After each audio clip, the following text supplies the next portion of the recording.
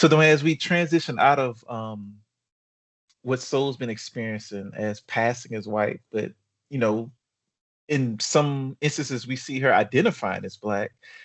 Let's talk about the overall history of the WWE and its struggle with the racial problem in America, right? Because as we know in sports, whatever's happening in society plays out into sports, plays out into entertainment. So let's talk about the history of WWE's problem dealing with black athletes. Yeah, and an interesting thing about you mentioning sports is that unlike professional wrestling, sports isn't scripted, so you can't deny that black people are dominant in that field.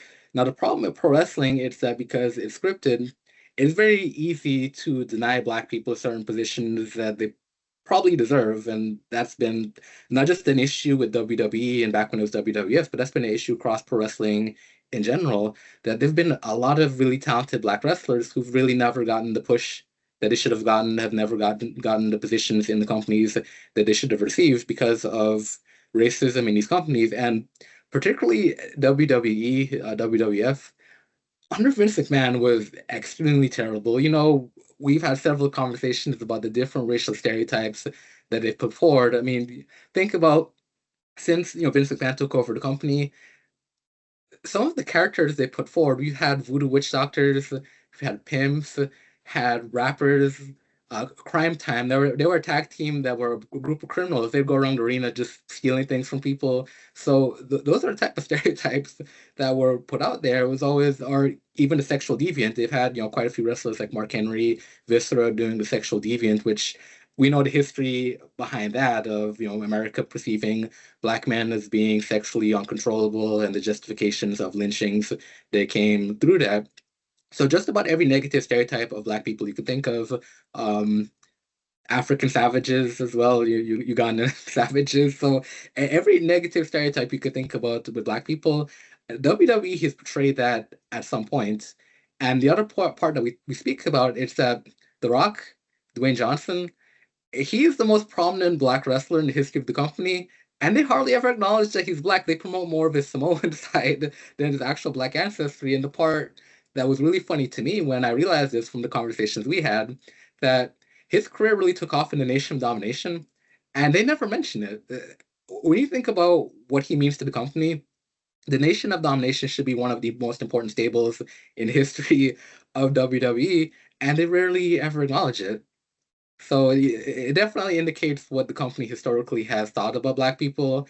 And I'll close my point by talking about we definitely see this with the feud with Booker T and Triple H during WrestleMania, where not only do I think Booker T should have won that just because how over he was at the time with the fans, but if you were going to do a feud where Triple H wins, why would you deliberately introduce racism as an element of the feud and then have the racist heel go over? What message are you sending to wrestling fans when you're deliberately having the racist go over? And my view on it is I feel like at that point, Triple H should have had enough clout in the company that if he didn't want to go through with a storyline like that, he didn't have to, but obviously he did. So, since then, I've looked at him differently because, obviously, pro wrestling, wrestlers don't have complete control over the storylines. But I feel like at that point in his career, he had enough influence in the company that if he didn't want to do a storyline like that, if he didn't want to refer to the Booker T in the type of language that he did, he wouldn't have done it. So I think I mentioned that because obviously he's the guy running the company now. So we see the shift from Vince McMahon, who was very obviously telling black people how he felt about us with the type of characters that he's putting forward, to Triple H running the company. And Triple H was not only involved in that storyline, but he was also involved in the very infamous blackface situation involving the same nation of denomination. So what we see with WWE, it's that not only is it a company that's been putting out these very stereotypical images of black people, but it's a company run by individuals who have a very shady past when it comes to where they stand on racism. Dwayne, you bring up an excellent point, and now I want to rewind back to what you said about The Rock. To your point, people, we talked about how WWE has they create revisionist history, right? They never tell the full story of a lot of these wrestler stories, and if you let WWE tell it, The Rock just dropped out of the sky, became The Rock. It's like no, he was Flex Kavana. I think that was his first name, and he was a horrible character that did get over. Then he became Rocky Maivia. He was getting a little bit of traction, but he still wasn't over. He wasn't over until he joined the Nation of Domination. And to your point, they only had one known. I've only known of one known segment where The Rock interacted with his black father. I think his father came in to save him. I think he may have been Intercontinental Champion, but his father came in and saved him from getting beat up by some guys. But to your point, only thing we ever see is The Rock's Samoan mother who's sitting ringside, and he always runs over there to kiss her. And so it's like you would Yeah, think he was Samoan. and Just you remember Samoan.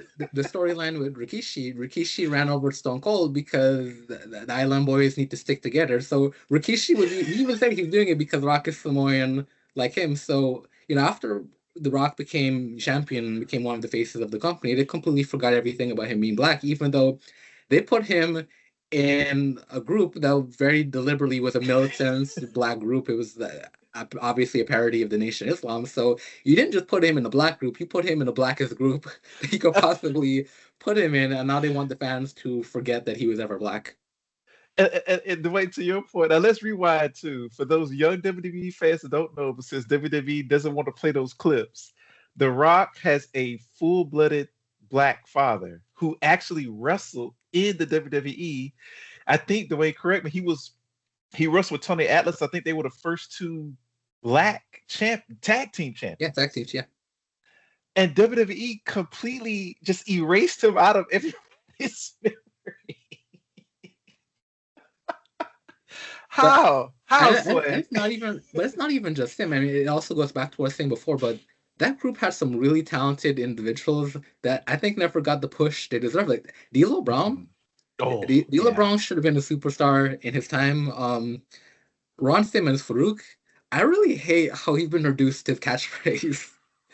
In WCW, he was the first black champion in WCW. So I mean, that group had some really talented individuals. I think never really got the push that they should have because WWE's they've really struggled with trying to figure out what to do with their black talent because they've always given the black talents not only just these stereotypical gimmicks, but things that don't even make sense. Like having Kofi Kingston trying to be a Jamaican, even though he very clearly is not Jamaican, can't do the accent.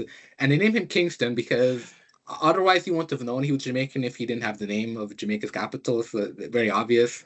Um, or Art Truth, do you remember when he was K Quick? And Yep. they had him being a rapper, but he couldn't rap. He So could not rap. they give black people these gimmicks that don't even fit the individuals, but they're always trying to put us in these very stereotypical slots. And I think that's really hindered a lot of their black talent because instead of just allowing black talent to develop naturally, they try to put them in these stereotypical roles. And yeah, it's been a problem throughout the history of the company. And you can make the argument that the company still struggles with what to do with black talent and how to effectively push black talent. Absolutely. And before we go into current state of black wrestlers, I do want to add to Dwayne's point earlier about Triple H and Booker T. If you follow WWE content, there's a lot of black fans who call Triple H Triple K, right? Because they know his history. What Dwayne was alluding to earlier, the most racist promo that probably one of the most racist promos that was ever cut in WWE. Which says a lot. That's only one of them. It's not even the Yeah, most. yeah. I had to walk that back, Dwayne. I had to, I had to walk that. And not even just we're talking black people. It's not even just black people. They've done racial Absolutely. stereotypes to everybody. Absolutely. What he did with the Hispanic community, the Arab community, all the racism. But in that promo of everybody, we rewind back to that day what he had with Booker T. Like Dwayne said, not only did Triple H get over with being with a racist promo, he won the match. And Booker T, if you know his history, he was incredibly popular, a top athlete, a top guy in WCW before he came over.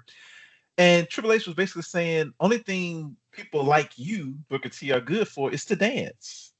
And let's play that back into the real world. That's all that white people want black people to do. Remember when LeBron was trying to speak out on a social issue, and then this white conservative commentator was like, "LeBron, shut up and dribble." They just want black people to shut up and dribble. They just want us to shut up and dance. So, and to Dwayne's point, Triple H at that point had a lot of pull in the organization. I mean, I think by that time he may have been married to Stephanie McMahon, or I at don't least think they dating were her. married at the time, but they were dating They at were the time. dating. They were dating at the time. So he had some pull. Like these guys can literally go in there and be like, "Hey, Vince, I kind of want to say this instead of that." Not be a Especially, racist. yeah.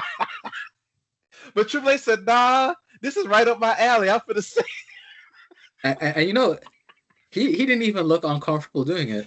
He did not look. I was telling the way that we talked about Stone Cold Steve Austin too, and I was like, I felt so uncomfortable with Stone Cold in the movie The Longest Yard, because he was a prison guard and Nelly, the rapper Nelly, was playing this football, or a prominent football, I think high school player, and they was forming this kind of football game against each other. And Stone Cold mentioned the N word 3 or 4 times in that movie, and it just rolled off his. You could tell, like when Leonardo DiCaprio said he was uncomfortable saying the N word in Django, and you can see that with Stone Cold, that just rolled off his tongue. So like with Triple H, it was a promo. It's like he's been waiting to cut his entire life. So we gotta understand who we dealing with.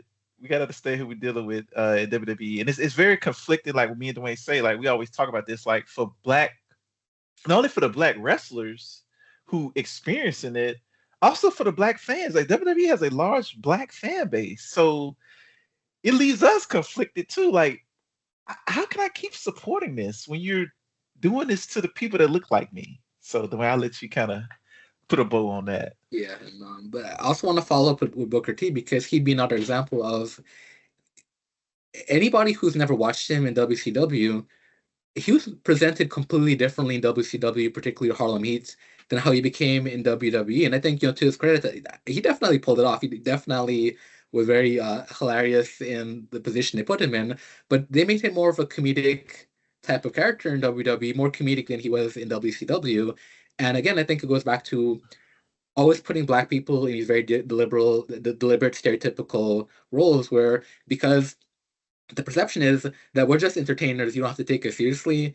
That Booker T goes to WWE and he's not taken seriously, becomes more of a comedy character than he was in WCW.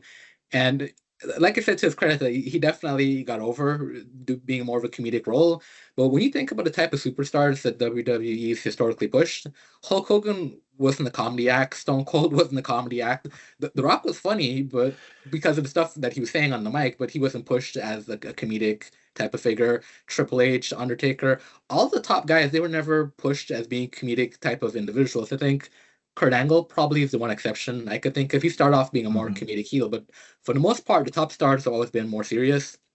And that's how Booker T was in WCW. He wasn't presented as a comedic character until he came to WWE, and suddenly he's a comedic character. I think he definitely should have been in the main event scene more than he was for for a lot of stretches of his run in WWE. He was more of a mid card type of wrestler as well. So I mention it because I think, I don't know about you, but I was one of the rare, I think the rare percentage of the population that were both WCW and WWF fans during the Monday Night Wars. But I think people who aren't really watching WCW, I think it's very easy to overlook who Booker T was when he was in WCW, and the type of star that he was, and how much of that was watered down when he came to the WWE. And I mean, the King Booker stuff was hilarious, but that obviously was not who Booker T was.